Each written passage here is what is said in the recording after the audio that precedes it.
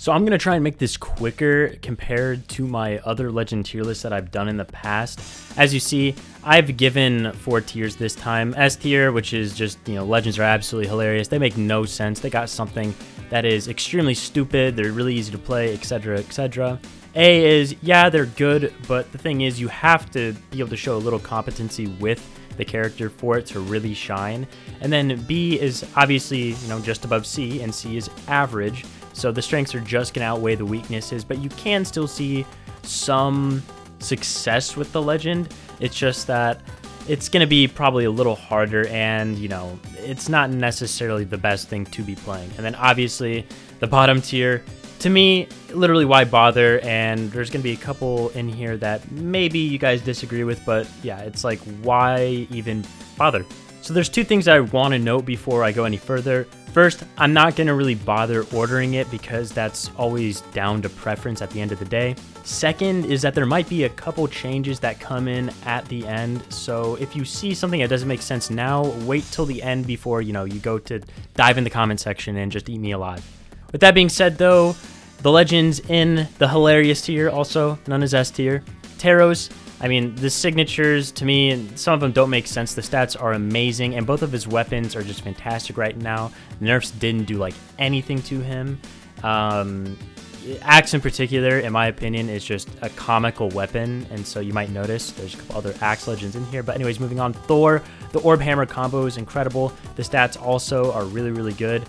I think that it's surprising that we don't see more Thor in 1v1s, but in 2v2s, it makes 100% sense that we still see players like Boomy using them. I think Thor is just, overall, he doesn't really have any weaknesses in any one area. Also, Orb, I think, is absolutely disgusting. Azoth. Azoth has the signature kit. Over time, he's gone through several patches where he's just gotten buffs, to me, that it didn't really seem necessary, but he still got them. The bow is really strong. Axe is also, paired with that. The stats are okay. They're nothing incredible, but they're relatively balanced. I think they're a little defense and strength heavy, which is okay because the other areas, they're average. So if you really wanted to, you could take away Dex, and I believe that goes to his strength, which is pretty nice. Okay, Rayman to me is the most mobile out of all the Axe legends, and I think that is really, really good. Snowy just recently won with Rayman. And even before this, I think if you're a Gauntlet main, you're like, man, I really don't know who I should be playing. Well, honestly, I think Rayman is the way to go.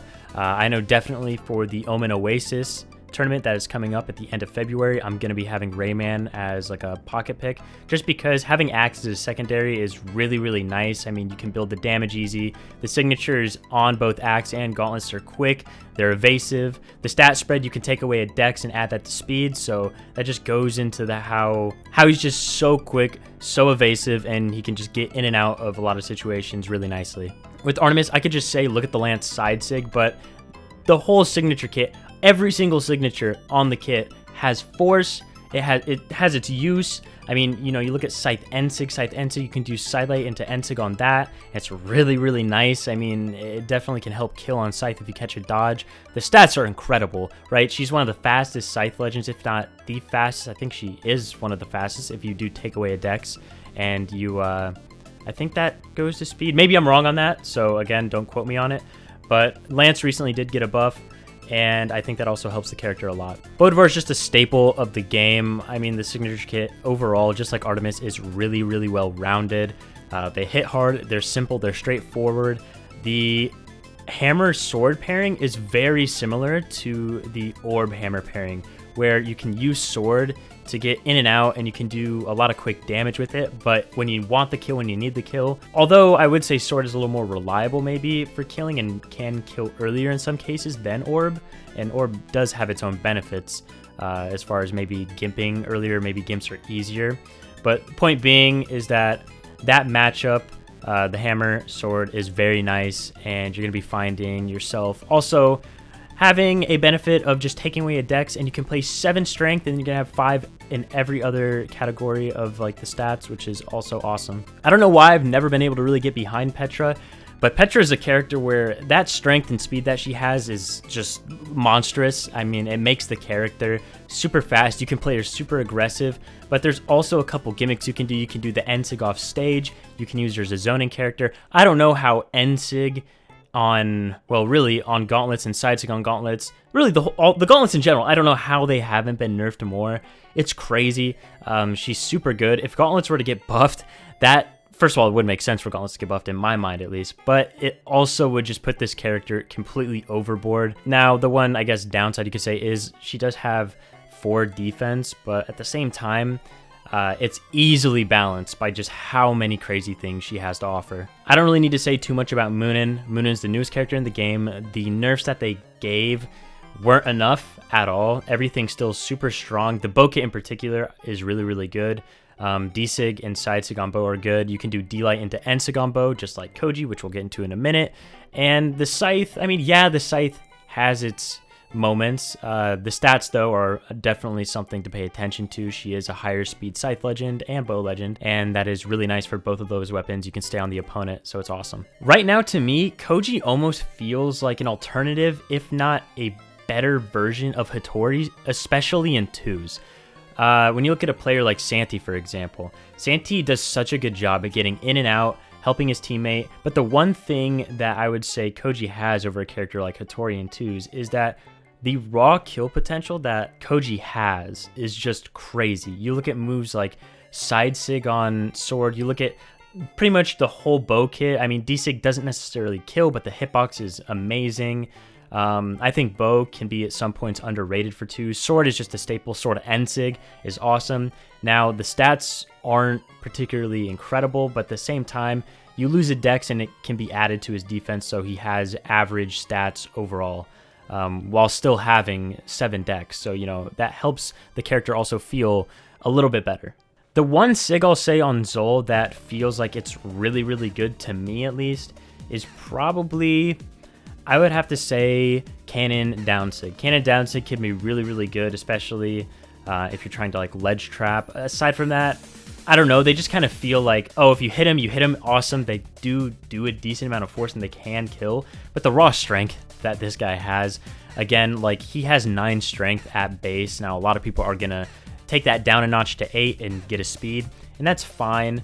Because still 8 strength is way above average. With Axe, right, you're going to hit a sidelight nair, do like 32, maybe 33 damage depending on the defense. Cannon also, you're going to be killing relatively early just because of that high strength. It's super good. I find him to be, especially in 2s, just an absolute beast. And when you look at players like Snowy, I mean, this is like, he's made that character look insane. I'm sure there's other regions, but just referring to my own, if you ever want to look at good Zol gameplay, just 100% look at Snowy and Experience. Vector's 100% a little bit slept on. The SIGs are incredible. The stats are also ridiculous.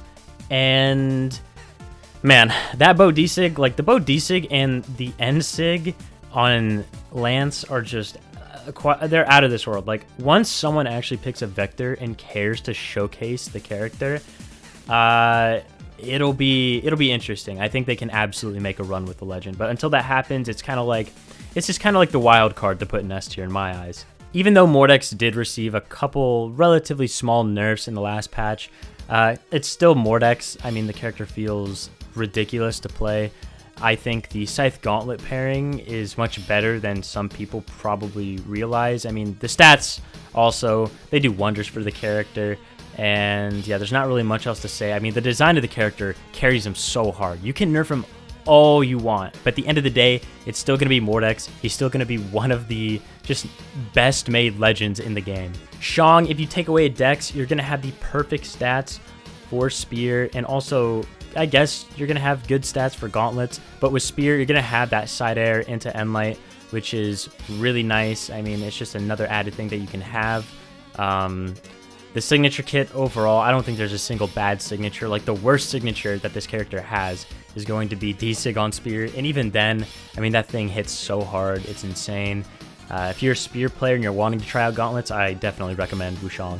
And on the flip side, if you are a Spear player, but you're like, oh, I want something easy like Axe, Rin's just for you. Rin already has the signatures, has higher speed, which is nice.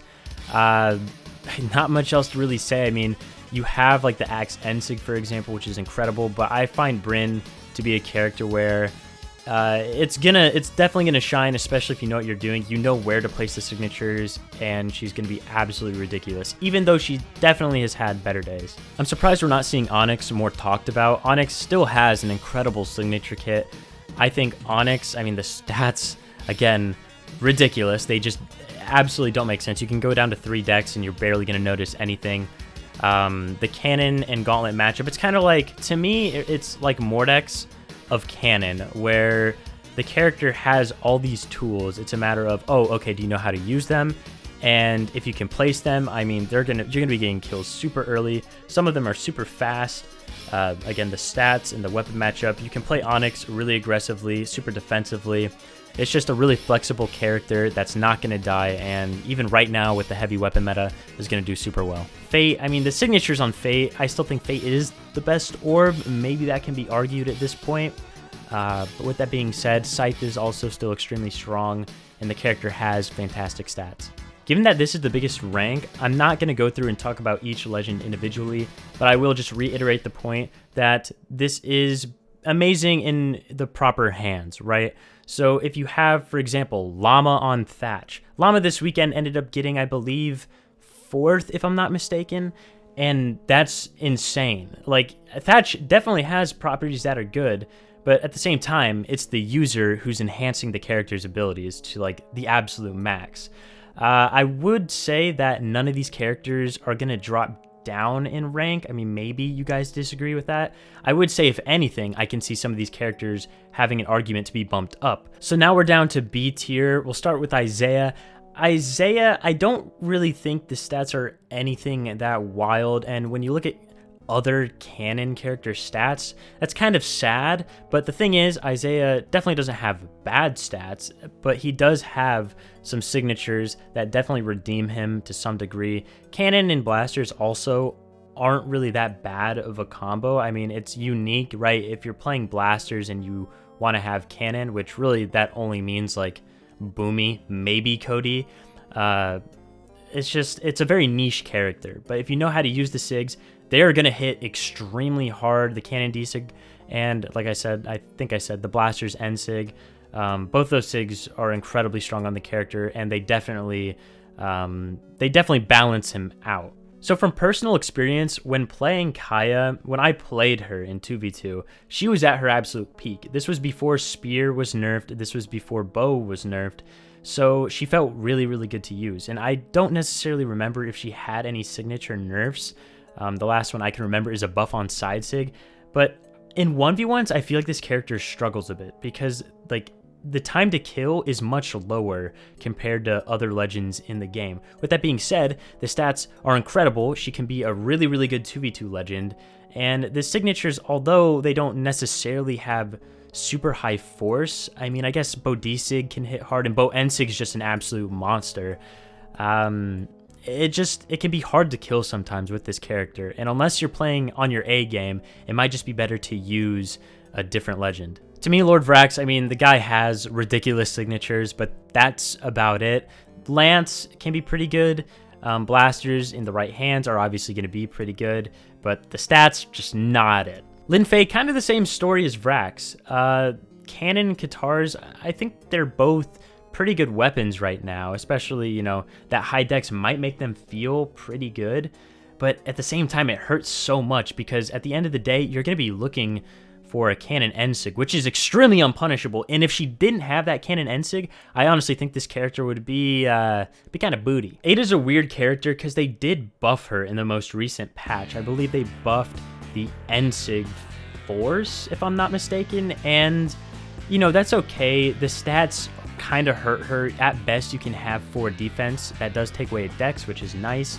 But if you're going to be playing this character, you have to know how to play blasters very, very well, and you have to know how to place the signatures. With that being said, the signatures, especially on Spear, aren't necessarily that hard to place, but at the same time, then you have a signature like Blaster D-Sig, which is so abysmal, it's not even funny. And finally, there's Magyar. Now, maybe I'm underrating Magyar here a little bit. That high defense is so nice, but at the same time, the signatures on Magyar possibly probably is the worst hammer kit in the game when you're looking at the signatures.